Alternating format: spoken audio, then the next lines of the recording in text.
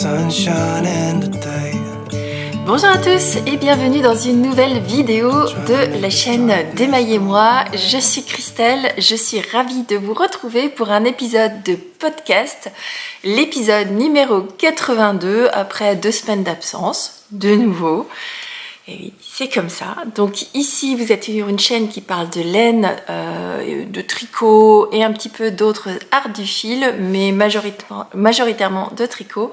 Et je reviens vous voir assez régulièrement. On va plus dire semaine après semaine pour l'instant, mais assez régulièrement pour vous montrer mes avancées sur mes ouvrages en cours, mes ouvrages terminés lorsqu'il y en a, mes nouveaux castones, et il y en aura cette semaine, mes achats, enfin bref, vous avez compris, on parle d'art du fil et on parle de passion commune qui est celui du tricot. Donc aujourd'hui, épisode numéro 82, si jamais vous recherchez quoi que ce soit dont je vous parle durant tout cet épisode, il se retrouve dans la barre de description en dessous de la vidéo.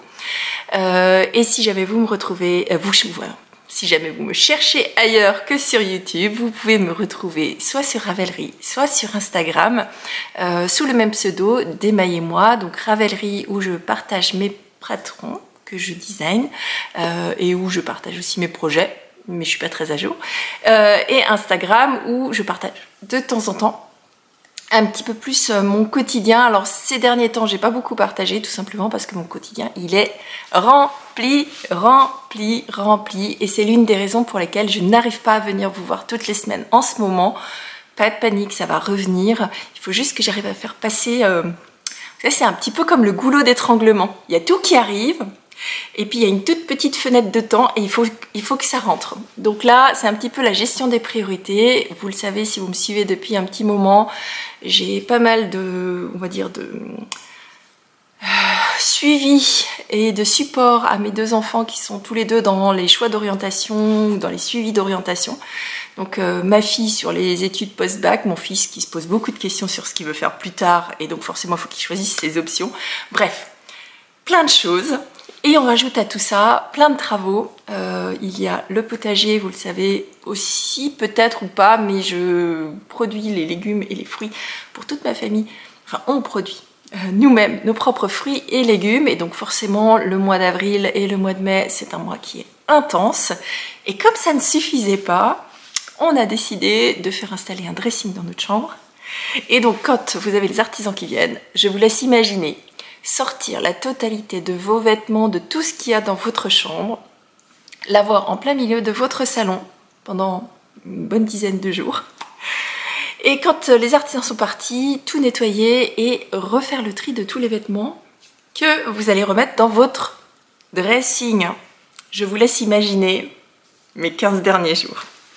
Bon, l'avantage de tout ça, c'est quand vous faites le tri de vos armoires, vous vous rendez compte de ce qui vous manque, de ce qui vous manque pas, de ce que vous avez en trop, de ce que vous avez finalement tricoté ou cousu, parce que oui, je couds aussi, et qui n'ont rien à faire dans votre garde-robe. Donc, dans les prochains temps, je vais avoir une approche un petit peu différente sur ma garde-robe, qui sera beaucoup plus réfléchie de qu'est-ce que j'ai réellement besoin. Et donc, spoiler alerte, j'ai définitivement besoin de gilets en fingering. Je crois que je l'ai déjà dit au moins 25 fois sur cette chaîne, mais ce sont les gilets que je porte le plus et je n'en ai quasiment pas. Bon, bref, on va démarrer cet épisode. Moi, je voulais démarrer, alors il est grandement et totalement possible que je le tourne en plusieurs épisodes. Aujourd'hui, on est lundi, tôt le matin avant que j'aille travailler. Je vais tourner la première partie de cet épisode et dans la semaine, je vous tournerai la suite pour être sûre, cette fois-ci, que vous ayez un épisode ce dimanche. Je crois que dans les prochains temps, je vais saucissonner mes podcasts comme ça parce que je n'arrive pas à trouver 1h30 ou 2 heures pour enregistrer le podcast. Ça rentre pas dans mon emploi du temps actuel. Bon, mais normalement, le contenu ne devrait pas changer. Donc, je vous avais quitté la dernière fois où je vous disais la semaine prochaine, je vous montrerai la suite de mes acquisitions que j'ai fait à Bretslaine, qui n'étaient pas des acquisitions laineuses, enfin du moins du matériel que j'ai rapporté de chez Bretslaine. Et puis depuis, je ne suis pas revenue. Donc, quand je suis revenue de Bretslaine, j'ai également rapporté dans mes sacs un très joli sac à projet. de chez Tessa. Vous savez que Tessa, je l'ai découverte il y a quelques mois maintenant et je suis époustouflée, enfin je suis absolument ravie et sous le charme de ses créations, tant au niveau des anneaux marqueurs qu'au niveau des sacs à projet. Et donc là, à nouveau, je suis tombée en amour devant un petit pochon que je vous présente ici. Totalement, alors je vous montre comme ça, vous verrez bien le tissu. Donc voilà, c'est un pochon qui a la taille d'un, on va dire, un châle à un écheveau ou une paire de chaussettes. Et alors je vais principalement parler de châle à un écheveau, puisque c'est exactement ce qui me manque dans ma garde-robe, parce que des chaussettes, j'en ai vraiment beaucoup maintenant. Donc un petit pochon de la marque de chez Tessa. Et si jamais tu passes par là, je te fais des gros bisous. J'étais absolument ravie de te revoir. J'ai craqué littéralement sur ce petit motif qui est très printanier. Donc, et cette association de tissus toujours avec beaucoup de goût. Donc on y retrouve un petit peu sa marque, hein, avec ce petite finition, avec un petit... oh, je me souviens plus comment ça s'appelle. Bref, vous avez un petit doré. Punaise, couturière qui se souvient plus comment ça s'appelle ça. Vous voyez à quel point mon esprit est en embrumé. Bon, vous y retrouvez sa marque, Tessa ou Teissa en fonction de comment vous voulez le signaler. Moi j'aime bien quand ça brille et je ne sais pas si vous le verrez. Ah si, vous le voyez à l'écran. Les lanières sont avec des paillettes. Et ça j'adore. Et donc à l'intérieur il est tout simple. Par contre vous avez à chaque fois de quoi accrocher vos anneaux marqueurs et tout ça et tout ça. Donc c'est une taille que j'adore parce que c'est facile à emmener partout. Même parfois ça rentre dans mon sac à main. Ça dépend ce qu'il y a dedans. Donc voilà, donc là j'ai pas encore rempli. Ces derniers temps j'ai pas eu autant de temps que ce que j'ai d'habitude de tricot. C'est aussi l'une des raisons pour laquelle je suis pas revenue forcément. C'est que je n'avais pas de contenu intéressant ou du moins suffisamment intéressant pour faire un épisode. Mais là, maintenant, ça y est. Donc voilà ce qui est encore revenu avec moi de chez Bretslin. Et donc chez Tessa, j'ai également craqué sur des anneaux marqueurs. Alors ce que j'aime bien dans les anneaux de marqueurs de chez Tessa, c'est qu'ils sont décoratifs, mais ils sont surtout très légers. Et donc sur vos aiguilles, ils ne sont pas gênants. Moi, ils sont absolument pas gênants quand je tricote. Donc j'ai craqué pour ces deux anneaux marqueurs en forme de gouttelin et texturé. Je ne sais pas si vous allez le voir ici. Texturé, et l'autre est un mélange de couleurs. J'ai trouvé ça très printanier. Et donc ça va aller remplir ma collection. Compléter ma collection d'anneaux marqueurs.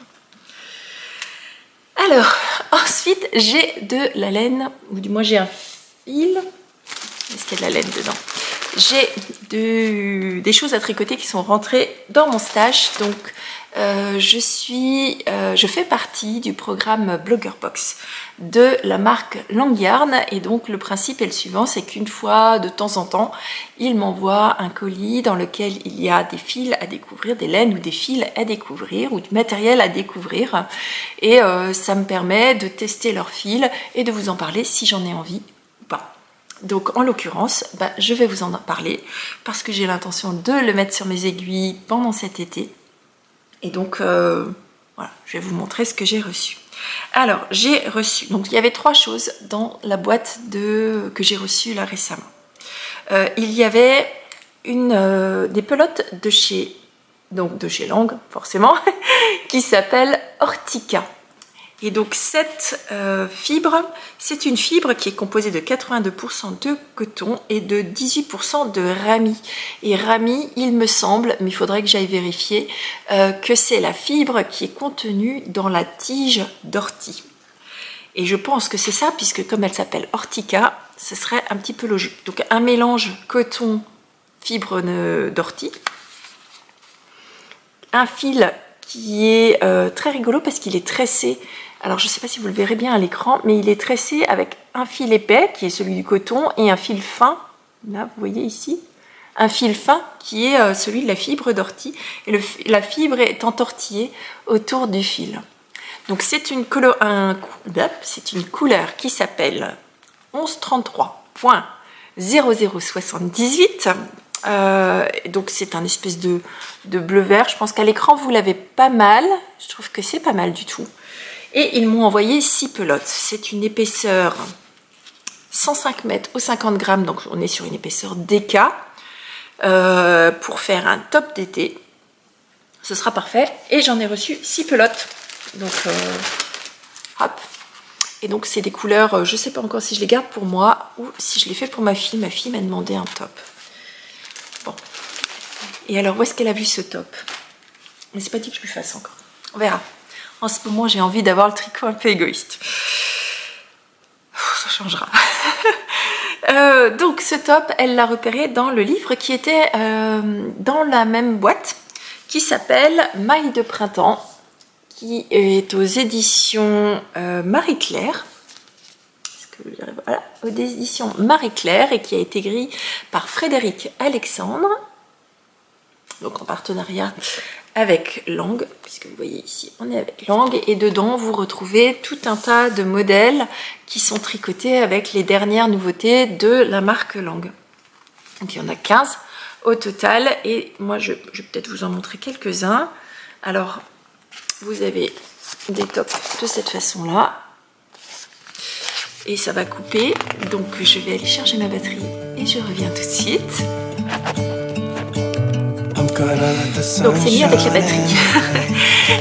Donc j'étais en train de vous montrer les différents modèles qu'il y avait dans ce livre. Donc vous avez notamment ce petit modèle qui est un joli petit débardeur qui se fait justement avec cette fibre Ortica, et dont ma fille m'a dit qu'éventuellement ça pourrait bien lui plaire.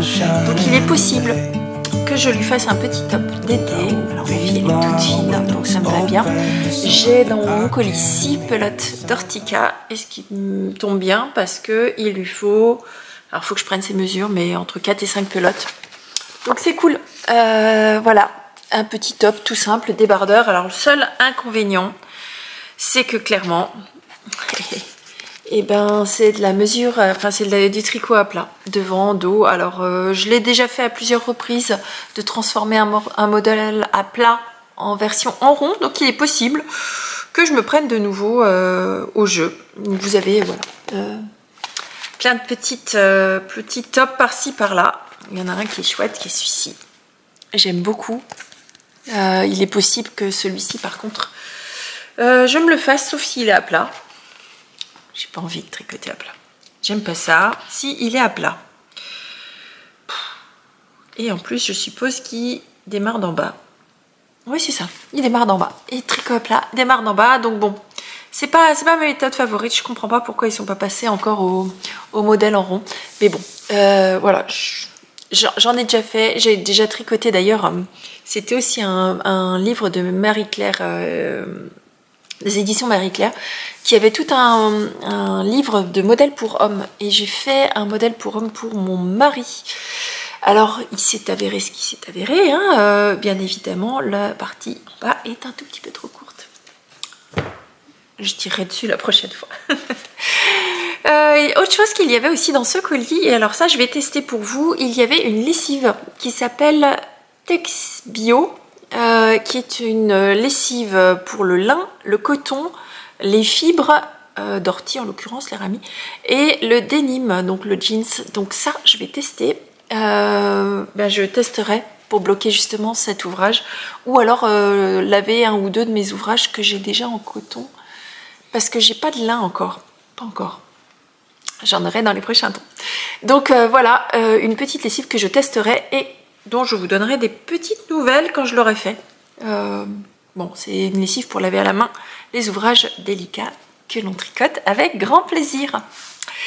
Bon, voilà pour cette introduction. Je vous emmène maintenant dans un ouvrage que j'ai démarré pendant cette absence, que j'ai pas mal avancé, et pour lequel je m'apprête à passer à l'étape suivante, et je voulais vous le montrer avant de passer à l'étape suivante. Je vous retrouve tout de suite. Alors, ce premier ouvrage dont je vous parle cette semaine, c'est un châle. Allez, un petit châle. Un grand châle que je tricote selon un modèle de Steven West. C'est un châle qui s'appelle Vertice Unite, que vous avez certainement déjà vu sur d'autres chaînes. C'était sur ma liste depuis un petit moment. Je n'avais pas encore réussi à assembler le combo parfait pour pouvoir faire ce châle, mais c'est désormais chose faite. Et alors vous allez voir que je me suis fait plaisir parce que j'ai réussi à associer tout un tas de laines de différents teinturiers et teinturières et qui vont tous ensemble et alors qui vont me raconter une histoire. Donc, que je prenne dans l'ordre. Donc c'est un patron disponible sur Ravelry, payant. Il me semble qu'il est disponible uniquement en anglais, mais j'irai vérifier et je vous le dirai la prochaine fois, parce que je suis une podcasteuse en carton. Donc j'ai démarré ce châle il y a à peu près une semaine, parce que j'avais déjà envie de le tricoter depuis un moment, mais j'avais surtout besoin d'un tricot un petit peu zéro cerveau, sur lequel je faisais juste des allers-retours pour juste me faire plaisir, et aussi pour libérer un petit peu la pression de ces derniers temps. Donc là, parfait, aller-retour. C'est un châle qui se tricote en point mousse, qui est hyper simple pour l'instant, et un châle qui est sur le principe d'un petit peu faire un patchwork. Les laines que j'ai choisies. Alors, je fais comment? Je vous parle de où je suis partie et comment je suis arrivée. Donc, c'est un châle à 5 écheveaux. Alors, 5 écheveaux que vous utilisez plus ou moins. Il y a les quantités dans la fiche Ravelry de Steven West, et vous avez deux versions, une petite version et une grande version. Moi, j'ai choisi de faire la grande version du châle parce que je me suis rendu compte, en vidant mon dressing et en le remplissant à nouveau, que j'aime les tout petits châles, ceux à finalement un écheveau ou moins, type limite foulard. C'est ceux que je porte énormément, ou alors les très grands écheveaux, les très grands châles, quand vous avez vraiment effectivement 3, 4, 5 écheveaux. 5 c'est un peu grand, mais voilà, au-delà de 3 en fait. Et en fait les châles intermédiaires où je me retrouve avec 2 écheveaux, j'ai un petit peu du mal à les positionner, à les placer et à les porter. Donc voilà, ça tombait bien, celui-ci, il y avait 2 versions. Une petite qui faisait à peu près 2 écheveaux, mis bout à bout en termes de quantité, même si tu es sur 5 couleurs, ou alors une grande version qui elle utilisait, voilà, si je mets bout à bout, on va dire ça utilise à peu près 4 écheveaux plein, 3,8 écheveaux plein. Donc là on se retrouvait sur une grande taille. Donc j'avais dans mon stock 2 laines qui s'associaient, enfin du moins qui reprenaient les mêmes nuances de couleurs. Et je trouvais que c'était très agréable de pouvoir les tricoter ensemble, mais mises l'une à côté de l'autre, ça ne va pas. Par contre, l'une séparée de l'autre, on retrouve exactement les mêmes types de nuances, à savoir un petit peu de caramel ou de garance, du bleu, du blanc, des coloris de rose. Donc celle-ci, c'est un reste qu'il me restait de chez By Night Création, Nathalie, dont je n'ai plus l'étiquette. Alors c'est le seul, hein. Où je n'ai plus l'étiquette, c'est un reste de laine à chaussettes que j'avais tricoté pour mon papa. Et il s'agit d'un écheveau qui s'appelait Zinzindigo Garance. Donc le principe c'est elle teint et après elle trempe dans une cuve d'indigo, il me semble. Donc ça donne des écheveaux très nuancés. Et j'aime beaucoup parce que celui-ci reprend un petit peu les couleurs que je voulais voir dans mon châle. Celui-ci, alors vous le voyez pas bien, vous le verrez une fois qu'il sera tricoté. Il reprend les mêmes types de nuances, donc vous retrouvez les espèces de caramel, des nuances de bleu. Hop, là que vous allez voir ici, voilà, sur une base un petit peu rosée. Cet écheveau, il s'appelle, c'est de la Guise Soc de chez Didier au fil de russe. J'en parle pas souvent, mais en fait j'en ai beaucoup dans mon stock que j'ai pas encore tricoté parce que j'attends les bons projets. Et celui-ci faisait partie d'un kit qui s'appelle Encens d'Égypte, où j'ai séparé le mini et j'ai récupéré, une fois n'est pas coutume, j'ai récupéré les chevaux complets pour le mettre dans un autre projet. Vous avez l'habitude chez moi, les kits arrivent et puis ils sont séparés. On est sur de la 75-25, donc 75% mérino, 25% nylon, c'est le cas aussi de celle-ci. Et on est sur de la superwash, il me semble, pour les deux. Avec un doute sur celle-ci, je ne suis pas tout à fait sûre. Donc ensuite, j'ai construit autour de ça, donc autour de celui-ci. Donc j'ai ramené d'Afrique du Sud. Et alors ça me tient à cœur parce que vraiment je vais mixer du By Night, qui vient de Belgique, du Didier, donc au fil d'Oris que j'aime beaucoup, des merveilles que j'ai ramenées d'Afrique du Sud, enfin vous verrez. Donc j'ai décidé d'y associer celui-ci. Alors il est un petit peu trop vert à la caméra, du moins à mon retour caméra, mais c'est les chevaux que j'ai ramené d'Afrique du Sud, qui est du Miss Lamotte, que j'avais trouvé. Donc c'est un écheveau qui est dans les nuances de vert, de bleu et de gris. Alors je ne sais pas pourquoi vous le voyez tellement flashy, je verrai bien au montage si c'est le cas ou pas. En tout cas, il varie entre le bleu, le vert intense, enfin le vert, un peu un espèce de vert d'eau, et du gris anthracite. Et donc je trouvais qu'il allait super bien. Il allait très bien s'associer avec celui-ci, ainsi que celui-ci.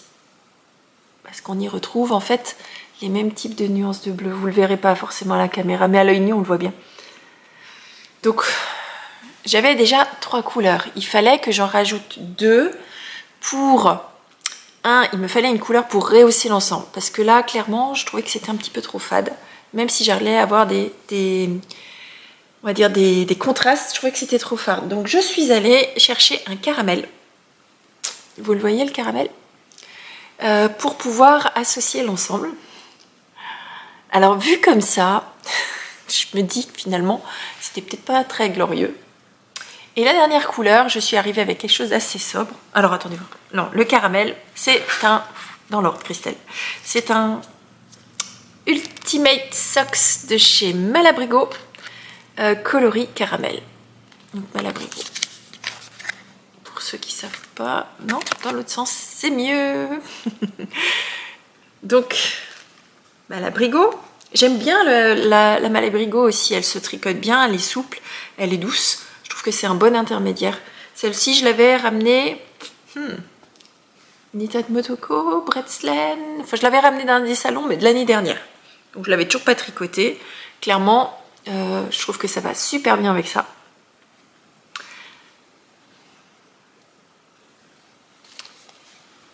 Et voilà. Et donc il me fallait une 5e couleur, et donc pour pouvoir adoucir le tout, je suis venue avec un rose pâle, que je vais rajouter ensemble. Alors vous allez voir, hein, parce que là ça rend rien du tout, je trouve. Mais en vrai je trouve que c'est pas mal. Donc celui-ci, le rose, c'est un El Robledad de la Santa, qui est une laine, je sais plus si c'est portugais ou espagnol. La couleur s'appelle Sakura. Je l'avais initialement acheté pour faire un pull, et puis finalement il finit dans un châle. Comme quoi, on n'est jamais à l'abri de rien du tout. Donc, ce que j'aime dans cet ouvrage, c'est qu'il y a un petit peu de tout ce que... Alors, Malabrigo, je ne sais plus d'où ça vient. Ah, Pérou, France, sud-ouest de l'Europe, Espagne ou Portugal. Il faudrait que j'aille vérifier, je ne sais plus du tout... Bref, il faut que je regarde, je crois que c'est espagnol, mais je vais vérifier. Afrique du Sud, un petit peu allez, on va dire que c'est espagnol. Allez, El Robledad de la Santa, on va dire que c'est espagnol, et que c'est espagnol parce que ce sera l'un des prochains voyages. Donc voilà, un petit peu à travers le monde, puisqu'on rajoute encore la Belgique ici. Non, pas celui-là, celui-là. Et donc forcément, j'y mets un petit peu de mes voyages. Ça, c'était les dernières vacances. Bref, un petit peu de voyage là-dedans. Donc, c'est un châle qui se tricote en aller-retour, forcément. C'est un châle, vous allez me dire. Je le tricote en 3... Mes yeux sont trop vieux. 3,5. 3,5, et j'ai utilisé pour l'instant un petit câble. Je vais certainement changer de taille de câble au fur et à mesure du projet, parce que c'est un châle qui se tricote un petit peu en patchwork. Donc, vous avez 5 sections. Donc moi j'ai eu du mal à mettre mes couleurs en disant ouais, celle-là, il va là, elle va là, elle va là. Mais en fonction des sections, vous tricotez pas dans le même sens. Donc il y aura des relevés de mailles, mais finalement ça va bien. Donc ma première couleur que j'ai utilisée, ma couleur A, c'est celle-ci. Et ma couleur B, c'est celle-ci. Donc je suis passée donc, dans celle-ci qui est assez nuancée. Et celle-ci qui est très peu nuancée. C'est un ton sur ton, mais avec les légères nuances. Et donc vous voyez que j'ai déjà pas mal tricoté de mes 2 premiers chevaux. C'est un châle qui se tricote, donc il se démarre en pointe. Et j'ai oublié de vous dire, je le tricote en bonne compagnie. Je le tricote avec ma tricopine Christelle de la chaîne Rêver sa vie en couleur. à qui je fais des gros bisous, et avec Céline de la chaîne Céline Ficelle, à qui je fais aussi des gros bisous, donc en mini-cal.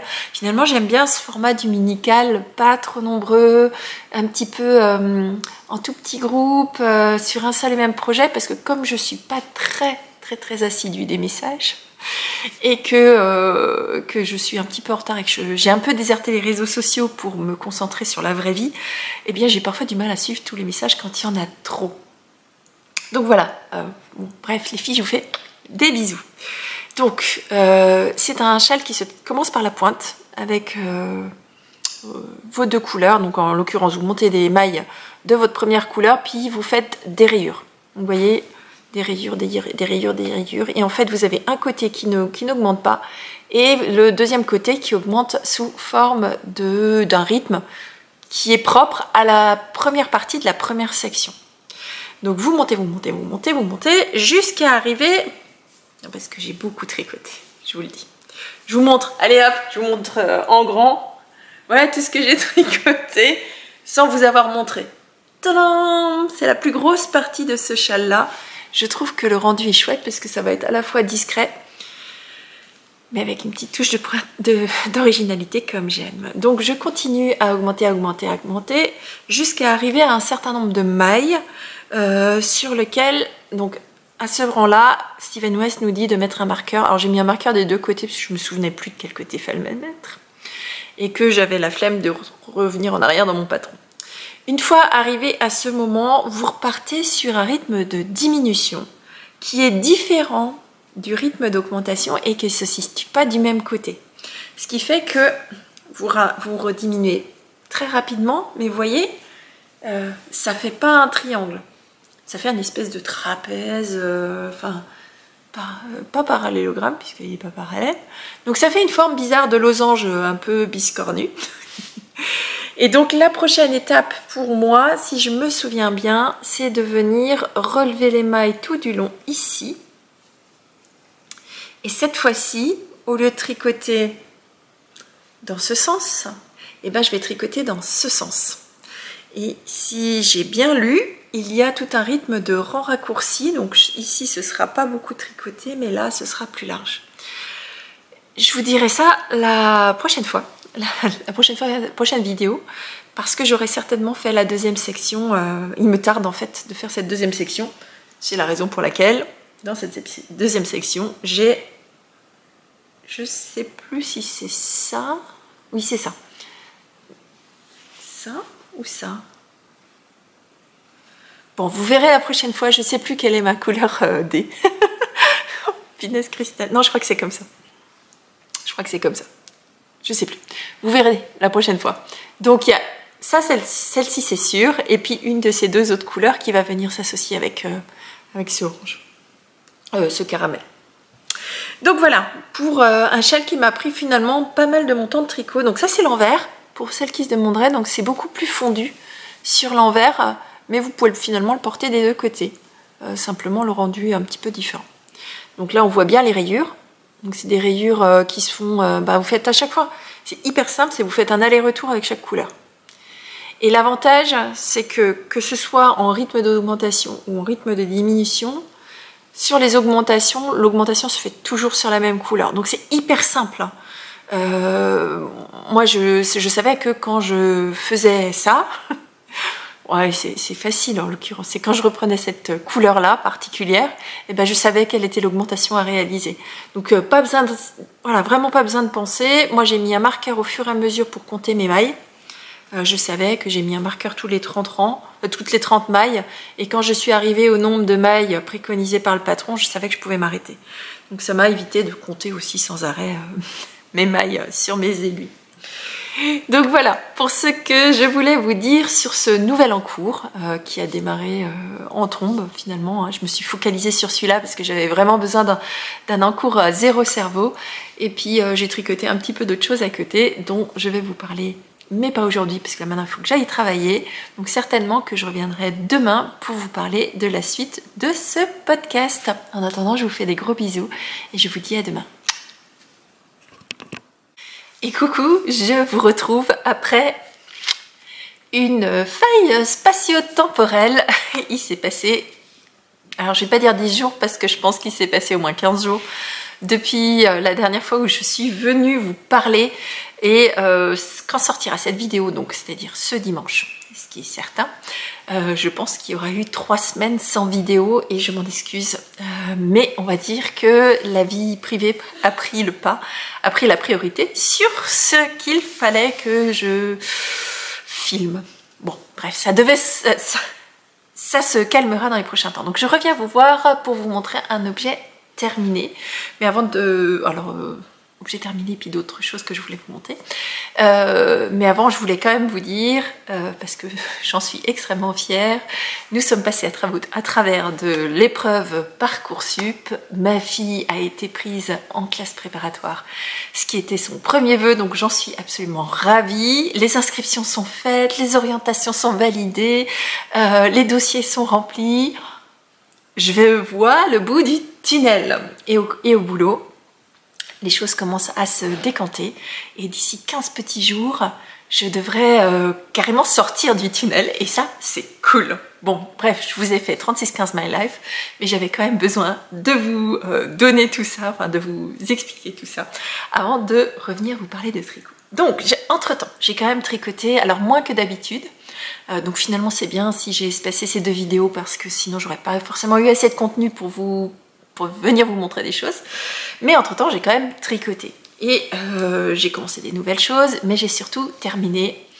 Alors il est presque terminé parce que les fils sont pas encore tout à fait tous rentrés, en tout cas sur les manches, et je ne l'ai pas encore bloqué, ce qui fait que ça fait encore des petits trucs comme ça, et puis les boutons sont pas mis. Mais comme vous pouvez le voir,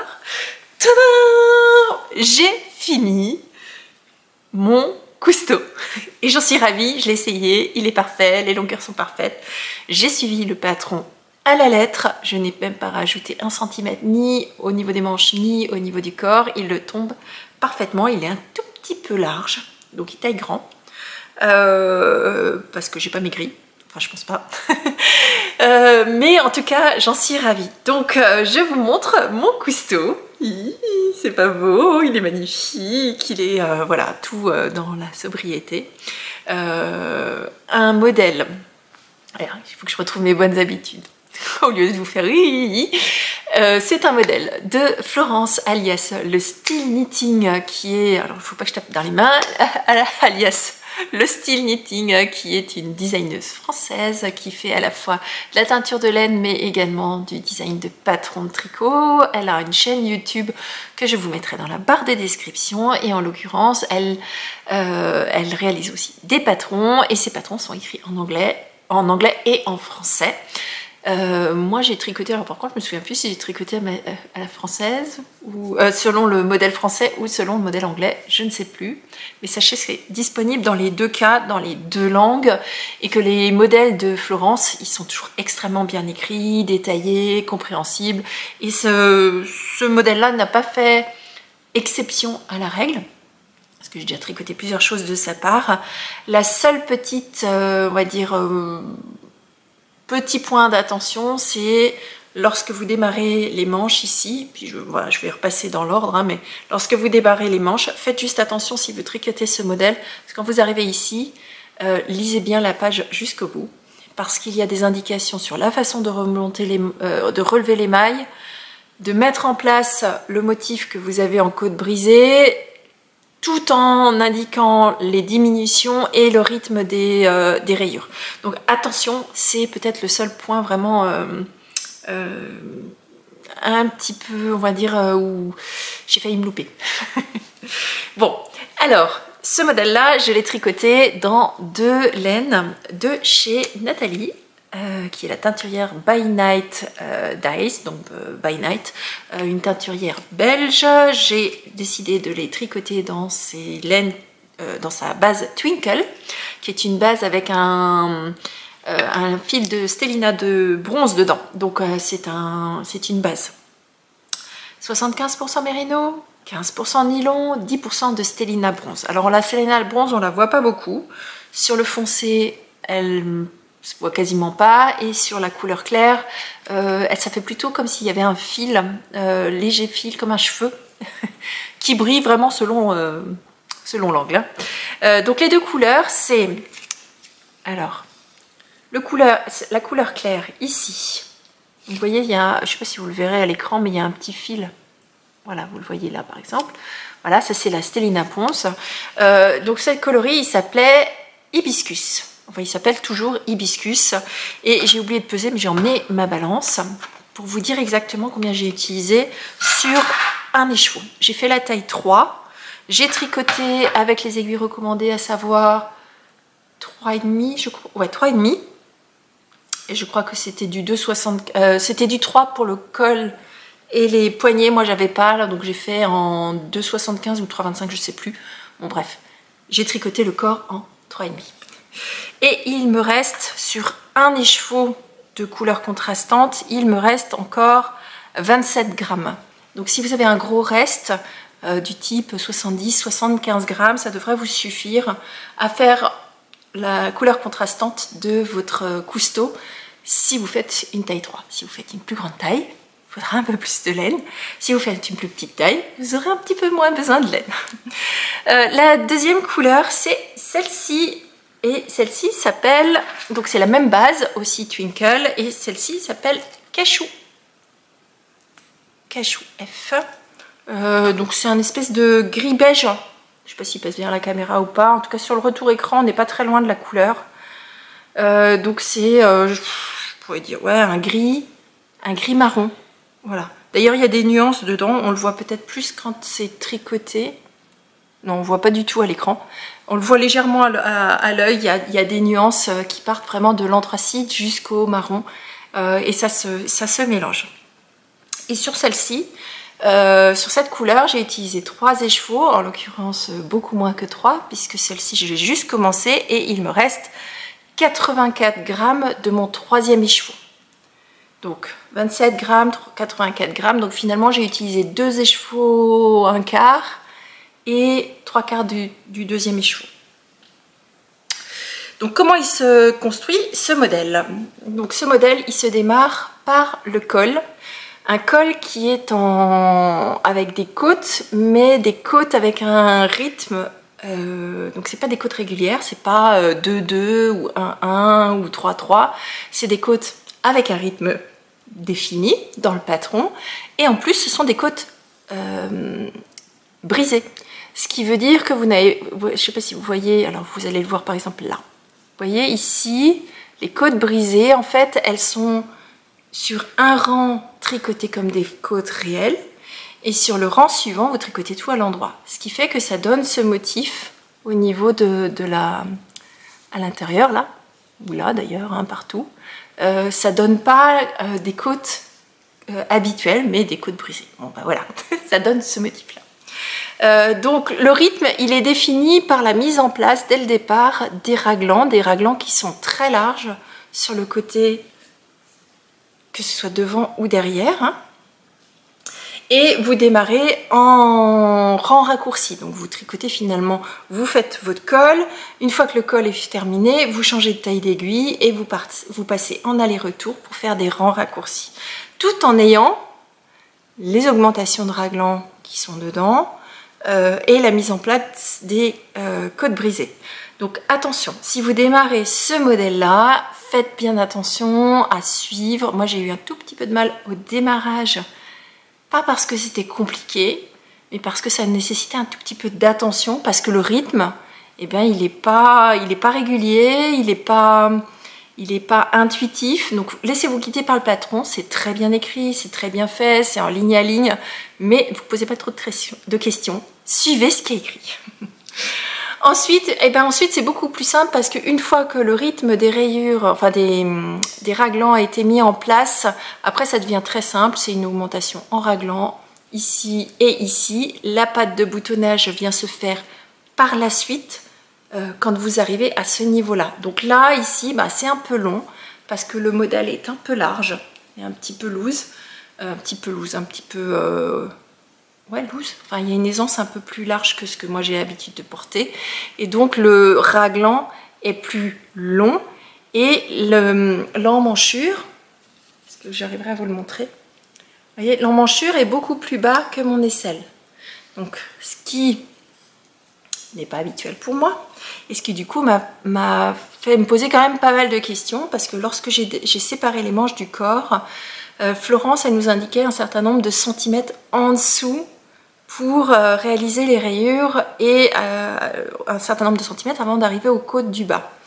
Et pour moi, ça me semblait trop court en termes de mesure, c'était beaucoup plus court que ce que j'ai l'habitude de faire. Moi, j'ai l'habitude, à partir du moment où je sépare les manches du corps, d'avoir 30,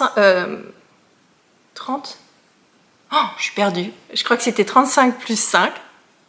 Je sais plus. Bon, en l'occurrence, elle indiquait 28 cm. Et 28 cm, pour moi, c'était beaucoup trop court. Donc, finalement, j'ai essayé. Je me suis rendu compte que le raglan tombait beaucoup plus bas.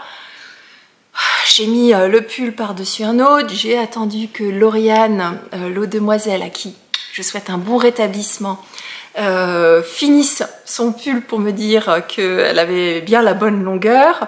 Donc j'ai un petit peu fait mon espionne fainéante, mais c'est aussi ça le charme quand vous tricotez à plusieurs le même modèle, c'est de pouvoir s'aider les uns les autres par les indications de l'avancée des autres.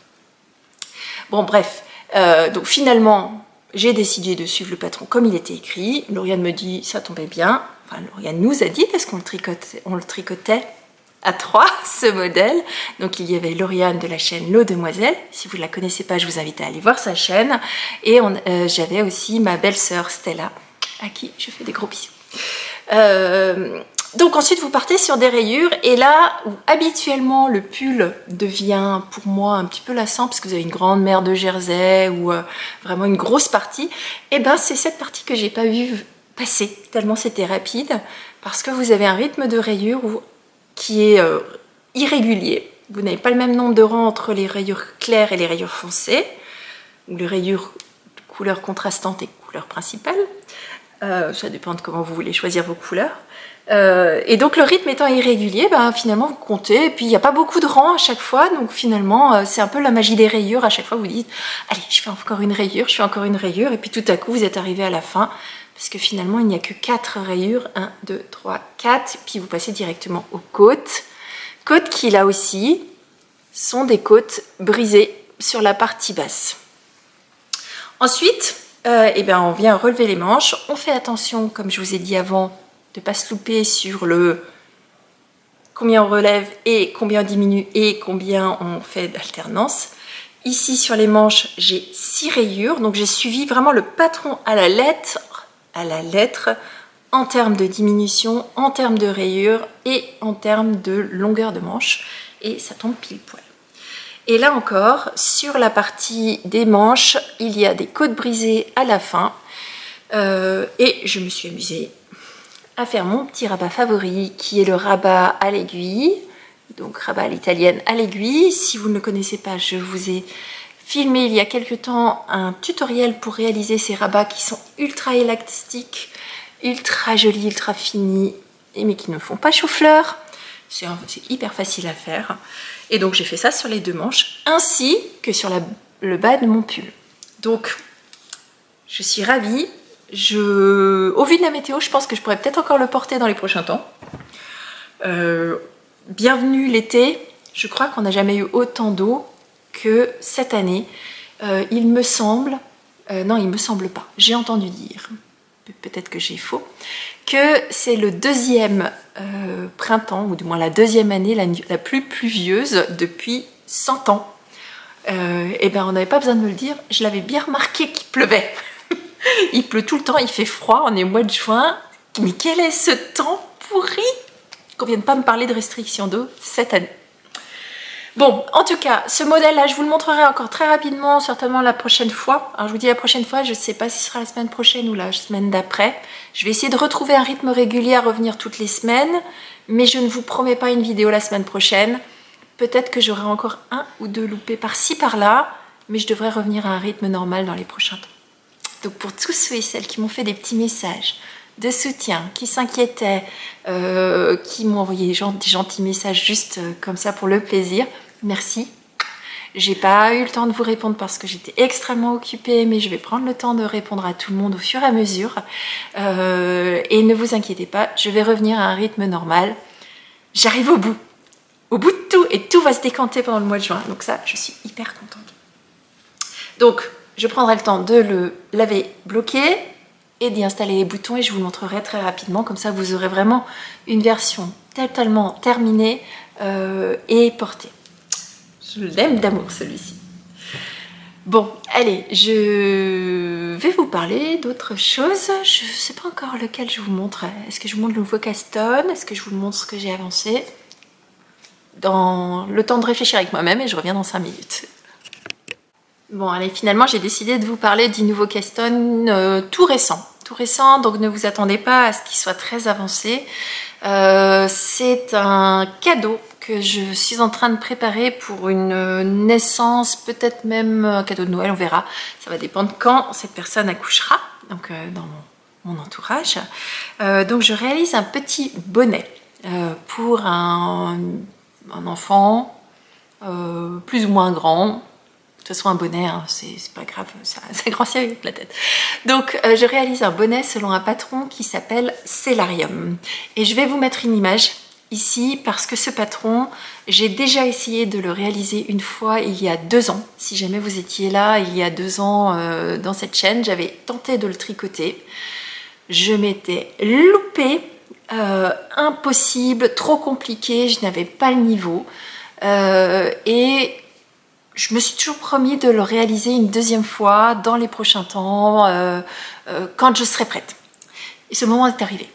Donc, pendant toute cette période où effectivement il y avait l'attente Parcoursup, les orientations, une très très grosse pression de... Enfin, j'étais loin d'imaginer à quel point ça pouvait être prenant et oppressant d'attendre des résultats pour une orientation qui soit liée à son enfant. Alors peut-être que je suis un petit peu trop mère poule, mais là clairement le jour où Parcoursup s'est ouvert, ma fille était prise sur la moitié de ses vœux. Elle était en attente sur l'autre moitié, sauf que dans la moitié où elle était en attente, il y avait ses 2 vœux principaux. Alors elle n'était pas très loin sur la liste d'attente, elle était 12e et 27e je crois, enfin bref, elle était dans les tout premiers de la liste d'attente, ce qui fait qu'on n'a pas attendu énormément de temps non plus. Mais ça a été, en termes de pression psychologique, fort, parce que c'était ses 2 premiers vœux, parce que voilà, elle s'attendait, elle espérait pouvoir être prise tout de suite. Et donc forcément, à ce moment-là, moi j'ai dû avoir quelque chose qui m'occupait le cerveau, parce que sinon, il fallait que je reste forte. Fallait pas que je devienne complètement psychopathe du résultat et appuyer sur la touche, vous savez, rafraîchir l'écran, alors que ça se rafraîchit seulement 1 fois par jour. Bon bref, il fallait que je trouve un modèle qui m'occupe le cerveau. Et donc je me suis dit, bah, c'est le moment parfait. Je pense qu'en termes de niveau, j'ai beaucoup progressé sur ces 2 dernières années. Et ce modèle, je savais à quel point c'était un modèle qui nécessitait, limite à chaque point, de regarder le patron, de savoir exactement ce que c'était que cette torsade ou ce changement ou ce point. Donc je me suis dit, allez hop, c'est parti. Donc ce bonnet Cellarium, donc je vous aurais mis une image, vous voyez, c'est un modèle de Rachel Isley qui a toute une couronne sur le bonnet avec énormément de torsades qui font un dessin. Alors je me souviens plus exactement, mais je vous en reparlerai quand je l'aurai fini. Elle a pris une inspiration dans l'architecture et dans certaines voûtes, mais je me souviens plus de quel bâtiment, je vous le redirai. Je vous le redirai la prochaine vidéo. Et donc elle a retranscrit toutes ces voûtes au niveau de du bonnet, mais avec toutes les diminutions et tout ce qu'il fallait faire. Donc forcément, pour retranscrire des voûtes qui partent un petit peu dans tous les sens, eh ben, vous avez des torsades qui partent dans tous les sens, des points différents à chaque fois, et tout ça sur une circonférence de bonnet avec une répétition. Donc c'était parfait pour m'occuper l'esprit. Au final, je suis pas très loin, parce que l'attente, elle a duré que 2 jours avant qu'on ait l'affectation complète, ce qui est pas plus mal. Et donc maintenant, je vais reprendre tranquillement, je pense, ce week-end, ce petit bonnet, pour avancer doucement. Je vais pas me presser, parce que je me souviens trop que je me souviens trop bien avoir dû le défaire, parce que je m'étais loupée. Donc c'est un bonnet que je tricote tout simplement dans une base non teinte. Donc là, on est sur une base à chaussettes, mérino nylon, c'est un reste que j'avais du pull Wester by Crea, c'était la base que j'ai utilisée en fond. Western by Crea, c'est le pull, vous savez, en jacquard, full jacquard, que j'ai fait avec plein de petits mini du calendrier de l'Avent, que vous avez vu dans les derniers épisodes. Il me restait un peu de non-teint, et je me suis dit, tiens, pour un bonnet, c'est parfait. C'est neutre, ça passe pour filles et garçons, donc ce sera parfait. Donc ce bonnet, il se tricote en 2,5 et en 3. 3 ou 3,25 non, il se tricote en 2,5 et 3. Et moi, j'ai pris le parti de le tricoter en 2,75 pour les côtes et 3,25 pour les torsades, tout simplement parce que j'ai pas d'aiguille de 3. Et voilà, on s'adapte. Pour un bonnet, c'est pas très grave. Hein, la tête, elle est... Voilà. J'ai pas beaucoup avancé, donc j'ai fait la partie... Je vais vous cacher comme ça. J'ai fait la partie des côtes. Donc vous démarrez avec un certain nombre de rangs de côtes demi-torse. Hop, des côtes demi-torse sur un certain nombre de centimètres. Alors non, c'est pas des centimètres, c'est sur un certain nombre de rangs. Et en fonction de la taille que vous faites, puisque ce bonnet il est disponible en 4 ou 5 tailles, elle vous donne la dimension, enfin du moins le nombre de rangs à réaliser. Une fois que vous arrivez à cet endroit-là, une fois que vous avez fait les côtes, vous changez d'aiguille, vous passez sur les aiguilles plus grandes. Donc là, en l'occurrence, moi, je suis en 3,25. Et vous commencez la mise en place du premier diagramme.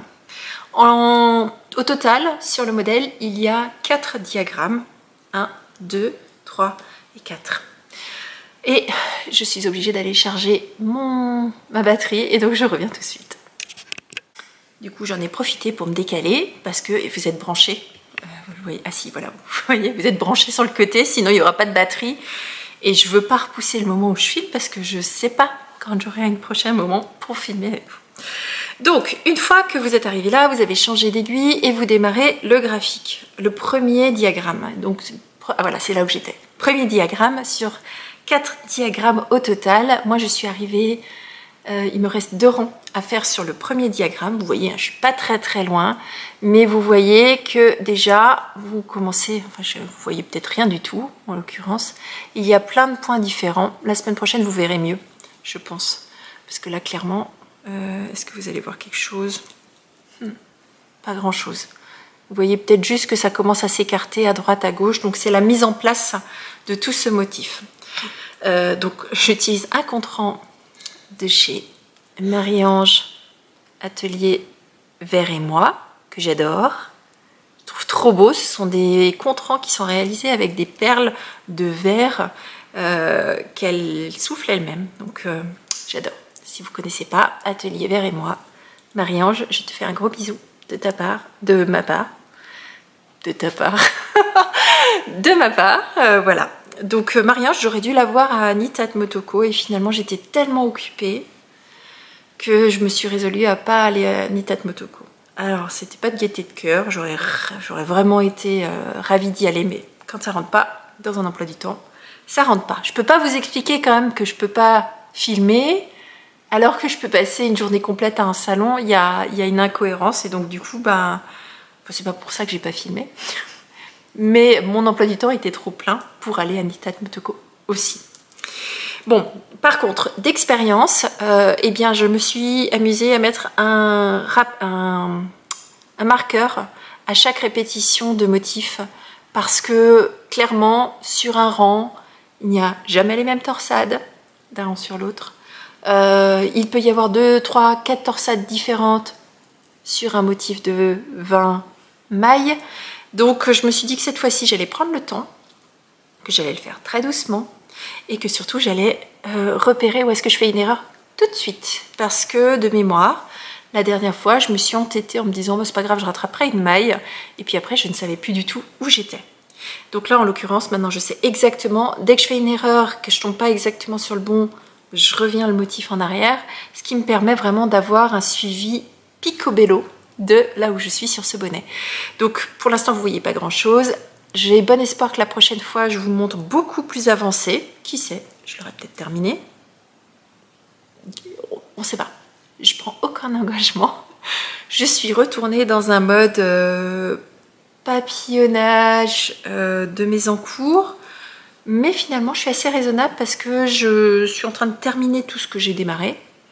et on va dire je castonne moins que ce que je termine, ce qui est plutôt pas mal. Mais maintenant par contre j'ai vraiment une envie et je le sens venir, c'est dès que je vais avoir tout qui va être libéré de mon boulot, je vais avoir une espèce de vague qui va arriver en me disant Christelle, castonne tout ce que tu veux. Et ça, il va falloir que je fasse attention de ne pas me laisser avoir. Donc c'est pour ça que pour l'instant, je suis en train de terminer aussi tous mes encours. Et ça me fait une parfaite transition pour vous emmener dans le projet suivant, qui lui aussi est un ouvrage terminé. À tout de suite. Et re-coucou, je vous retrouve finalement le lendemain parce que clairement, je crois que le sort s'acharne. Je vais essayer de terminer ce vlog, ou ce vlogcast, podcast, comme vous voulez l'appeler, parce que j'ai l'impression que dès que j'ai un créneau pour venir filmer, il se passe des choses qui m'empêchent d'avancer. Quand je vous ai quitté il y a à peu près 15 secondes ou 20 secondes pour vous, j'ai eu un appel de mes enfants. Cet épisode sera plein d'anecdotes personnelles, j'en suis désolée, mais ma vie est compliquée en ce moment. Enfin, ma vie est pleine de rebondissements en ce moment, on va dire ça comme ça. Mes enfants m'appellent, me disent « Maman, il faut que tu viennes nous chercher absolument ». Il était tôt le matin, quoi. Enfin, milieu de matinée. Je dis « Bon, bah t'es gentil, mais vous avez cours ?»« Non, on n'a plus cours. » Je comprenais pas. Et ils me disent « Ben, c'est simple, au deuxième étage du lycée, il y a une grosse canalisation qui a pété, qui a cassé, pardon.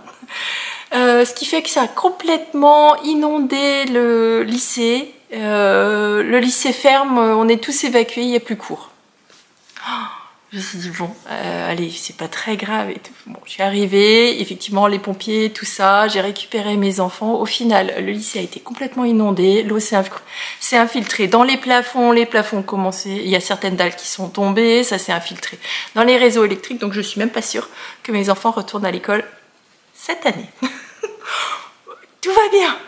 Quand je vous dis que le sort est plein de surprises, enfin du moins que le karma peut vous amener des choses bizarres, bon, en ce moment, c'est plein de rebondissements. Bon, finalement, mes enfants sont sains et saufs, il n'y a pas eu de blessés, il n'y a rien eu, c'est de l'eau, c'est des dégâts matériels.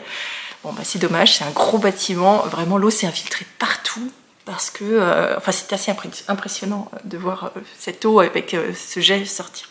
Bon, finalement, je reviens au tricot. Donc je voulais vous montrer un dernier ouvrage que j'ai terminé, que vous avez déjà vu commencer et que je suis contente d'avoir terminé parce que la dernière partie n'était pas forcément quelque chose que j'ai aimé faire parce que le diamètre était tellement petit qu'il a fallu que je passe en Magic Loop et vous savez que le Magic Loop et moi, c'est pas forcément une grande histoire d'amour. Donc c'est un ouvrage que j'ai réalisé qui s'appelle Little Fox, c'est un petit pull que j'ai réalisé en taille 12 mois, 6 ou 12 mois, je sais plus, en petite taille, pour un cadeau de naissance pour quelqu'un dans ma famille qui va pas tarder à accoucher, donc j'ai calculé, j'ai dû faire 6 mois. J'ai dû certainement faire 6 mois parce que clairement elle va accoucher là dans les prochains temps et donc j'ai dû calculer pour qu'elle puisse le mettre à l'automne. Donc c'est un pull My Little Fox ou Little Fox qui est un patron publié par Alice Gerfaux qui est un patron qui est disponible en français. Il me semble qu'il taille la naissance jusqu'à 12 ans, il me semble, mais je ne veux pas vous raconter de bêtises.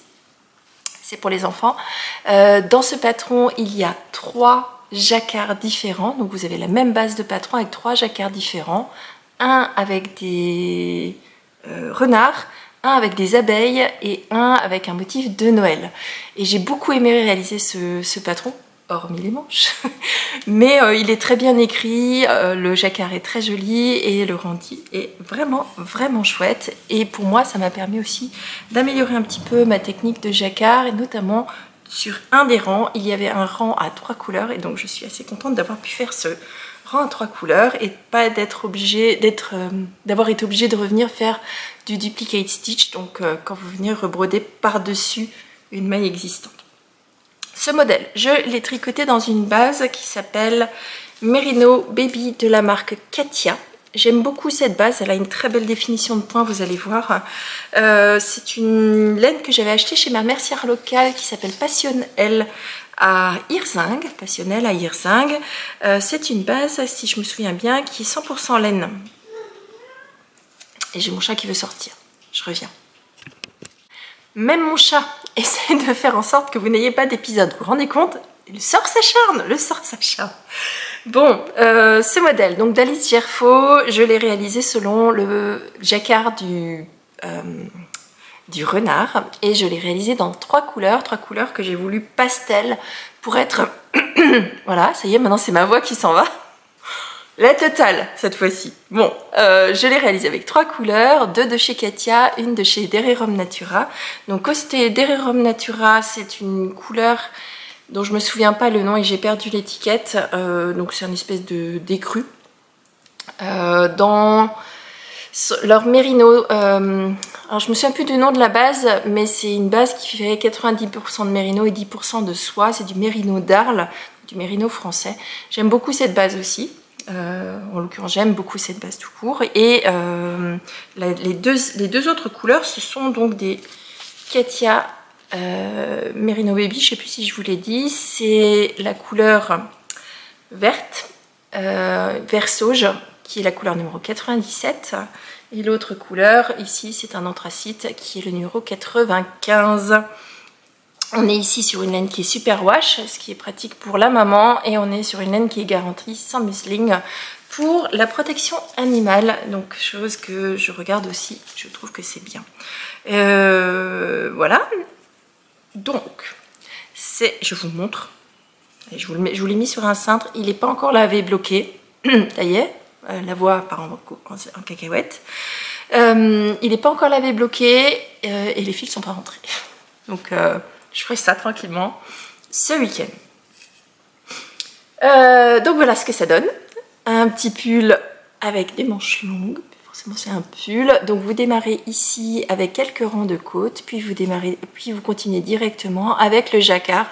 Un jacquard que j'aime beaucoup. Vous voyez qu'il n'est pas encore très lisse parce que la Katia est un tout petit peu plus épaisse que la Dererum Natura. Je crois qu'ici on était sur 165 mètres pour 100 grammes. 165 mètres pour 50 grammes, Christelle. Et donc ça fait forcément des espèces de petites enfin, on va dire une irrégularité dans mon jacquard. Chose qui va totalement se lisser quand je vais le placer au blocage. Je vous le remontrerai une fois bloqué, certainement la prochaine fois, pour que vous puissiez voir une fois rendu. Donc j'ai beaucoup aimé faire ce jacquard parce qu'il y a alors il y a des motifs, mais il y a surtout des successions de différentes couleurs. Donc vous voyez, vous démarrez avec une première couleur, chez moi c'était l'anthracite, avec un fond écru. Puis après vous avez des petits, comme un petit damier qui ressort pas beaucoup chez moi parce que j'ai voulu des couleurs un petit peu douces. Bah voilà. Donc du coup ça faisait rajouter du vert, on passait au gris. J'ai fait suivre mon fil, le gris a suivi tout du long. Je l'ai coupé une fois que je suis arrivée ici. Par contre le vert je l'ai coupé ici et là je l'ai gardé pour pas forcément faire suivre sur des trop longues distances. L'écru je ne l'ai jamais coupé et forcément le roux là ici. Ah oui, le roux, je ne vous l'ai pas montré. Bon, il s'agissait d'un reste de main, d'un mini de chez Laurel Knit, dont je vous mets le lien dans la barre de description. Elle a sa boutique sur Etsy, c'est une teinturière finlandaise qui livre en France et qui a une base 85-15 qui est ultra douce, j'aime beaucoup. Et j'aime beaucoup ses gammes de couleurs. Donc ensuite, vous avez encore un petit rappel de la même chose ici, comme le damier, et puis vous avez un jacquard qui fait des petites vaguelettes avant de partir sur un corps mer de Jersey. Donc ça va hyper rapidement. Puis vous faites quelques petites côtes en dessous en redescendant d'une aiguille. Donc la même aiguille que vous avez utilisée en haut. Puis après vous venez relever vos manches et puis vous faites quelques petites diminutions au niveau des manches que vous voyez hein, ici. Hop, top, top, top. Et quand vous arrivez à la fin de vos diminutions, grosso modo, vous avez quelques rangs à faire et puis vous avez directement les côtes au niveau des poignets. Je cherche mes mots. J'ai fait les manches un peu plus courtes que ce qui est préconisé, 2 cm plus court que ce qui était préconisé, parce que dans la famille à qui j'ai offert déjà, parce que ce petit pull il va dans la même famille que d'autres cadeaux que j'avais déjà fait, et en fait je me suis rendu compte que la maman avait l'habitude de retrousser les manches de tout ce que je lui ai fait, donc je suppose qu'il était un tout petit peu trop long à chaque fois. Donc cette fois-ci, j'ai fait un petit peu plus court. Pire des cas, c'est trop court, c'est pas très grave. Non, ce sera pas trop court, là, quand même. Si jamais, ça fera un pull manche 3/4. Donc voilà, je suis très contente d'avoir réalisé ce petit pull. C'est un cadeau de naissance Noël, je pense que ce sera plutôt Noël. J'en sais rien, ce sera un cadeau qu'on offrira à ce moment-là. Et donc ça va aller dans ma boîte à cadeaux et je vais pouvoir maintenant mettre autre chose sur mes aiguilles. Parce que sur 3 ouvrages que j'avais, j'étais rendue dans les manches. Donc le Cousteau, j'étais rentrée dans les manches. Celui-ci, j'étais dans les manches. Et le Wannabe, que je vous montrerai pas cette fois-ci, je viens de démarrer aussi les manches. Donc, faire que des manches, c'est pas ce que je préfère. Je me suis déjà fait avoir en début d'année où je me suis retrouvée à faire toutes les parties que je préférais sur les pulls. Et je me suis retrouvée à faire que des manches. Je sais plus si c'était début d'année ou fin d'année dernière. Ça m'était déjà arrivé. J'avais 3 fois ou 4 fois 4 ouvrages où il y avait des manches à faire. Donc là, clairement... Ne pas refaire, Christelle, parce que tu n'aimes pas tricoter les manches. Bon, quoique le Cousteau, c'est allé assez vite. Donc voilà, pour un cadeau supplémentaire qui va aller dans ma boîte de cadeaux. Je suis très contente de ce modèle-là. Donc finalement, j'ai fini 2 gros ouvrages de pulls que je suis contente d'avoir terminé. Puisque je vais pouvoir maintenant faire des tops d'été et vous allez voir que le prochain top, alors je vous en parlerai pas cette fois-ci, je vous en parlerai la prochaine fois, mais je me suis fait un patron, un design à moi-même de top d'été que je vais monter en prototype et j'ai hâte de vous le montrer parce que je pense que ça va être très joli. Je m'envoie des fleurs à moi-même.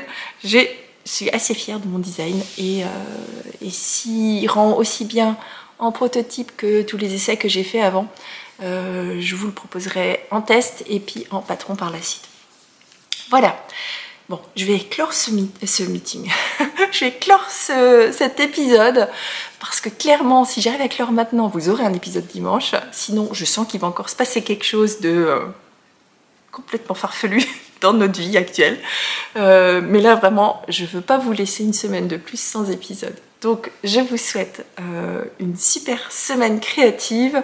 Je ne sais pas encore si je reviens la semaine prochaine ou si je reviens dans 15 jours. Vous verrez, je vous fais aucune promesse. La seule promesse que je vous fais, c'est que je reviens le plus tôt possible en fonction de mes possibilités et je fais au mieux pour vous dégager du temps pour vous. Donc voilà. Vous avez été nombreux à m'envoyer des messages, j'ai pas encore répondu parce que clairement vous vous rendez compte que c'est compliqué en ce moment. Mais merci parce que j'adore vous lire. Voilà, bon, allez, je vous souhaite une très belle semaine créative. Je vous dis à très bientôt. Profitez bien des faibles instants de soleil que vous pouvez avoir entre 2 averses ou entre 2 rasées de pluie. Et puis, je vous dis à très bientôt. Bisous, bye bye. I'm gonna let the sun shine in today. I'm trying to make this darkness go away. I'll paint with colors and I'll sing until my lungs give out. I'm gonna let the sun shine in today.